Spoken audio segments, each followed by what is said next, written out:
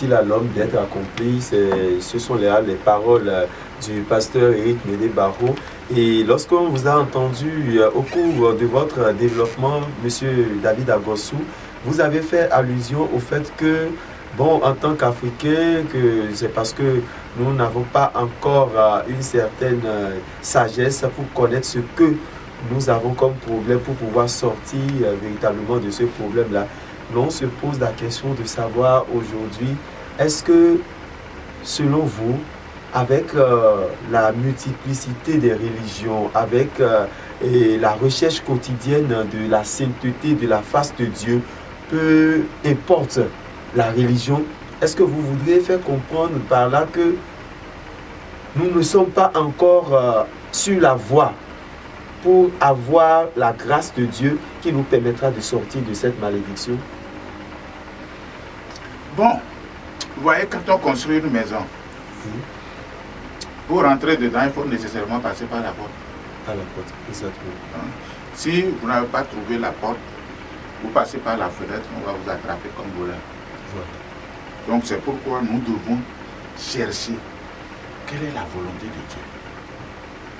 La volonté de Dieu pour les Africains, c'est que c'est les Africains qui doivent démontrer à tout le monde entier que Dieu est le créateur du ciel et de la terre et de tout ce qui s'y trouve. C'est sa volonté, ça.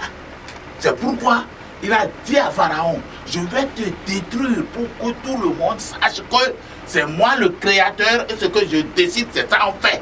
Et quand nous regardons ce que Dieu a dit, nous voyons que tout est sur nous aujourd'hui. Parce qu'on est arrivé à un certain niveau. Il a dit encore, au verset 12 d'Ésaïe 19, où sont-ils donc tes sages? Qu'ils te fassent des révélations et qu'on apprenne ce que l'Éternel des armées a résolu contre l'Égypte. Vous voyez, quand j'ai lu ça là, j'ai commencé par frictionner. Depuis que nous avons l'évangile, aucun sage, aucun homme de Dieu illuminé, né de nouveau, ceci et cela là, n'a pu lire Ésaïe 19 pour nous expliquer. Si ce n'est pas que Dieu m'a fait la révélation, et quand même j'en parle, j'ai déjà parcouru beaucoup de personnes, mais personne n'a jamais lu ceci et comprendre. Et c'est là quand j'ai vu cette phrase, j'ai dit, oh Dieu, tu es grand, hein? Comment ça est là? Tu as même dit, où sont donc tes sages? Qu'ils te fassent des révélations et qu'on apprenne ce que l'Éternel des armées a résolu contre l'Égypte. Il dit, au verset 13, il dit, les princes de Zoan sont fous. Les princes de Noph sont dans l'illusion.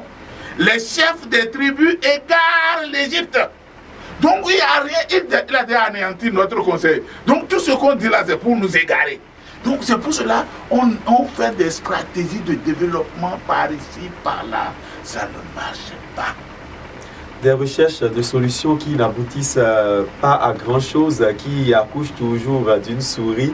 Et chers amis téléspectateurs, vous qui nous suivez à la maison, voilà, et nous sommes en train de parler bien entendu du réveil et de l'affranchissement de l'Afrique. Et nous allons demander pour la suite que, à chaque fois que M. David Agossou va vouloir certainement se référer à la parole de Dieu, de bien vouloir préciser surtout les versets pour que nos chers amis téléspectateurs qui sont à la maison puissent également suivre avec leur Bible, ou pour ceux-là qui ont la Bible en version électronique puissent également pouvoir suivre et lire au fur et à mesure que vous êtes en train de partager avec eux cette parole-là.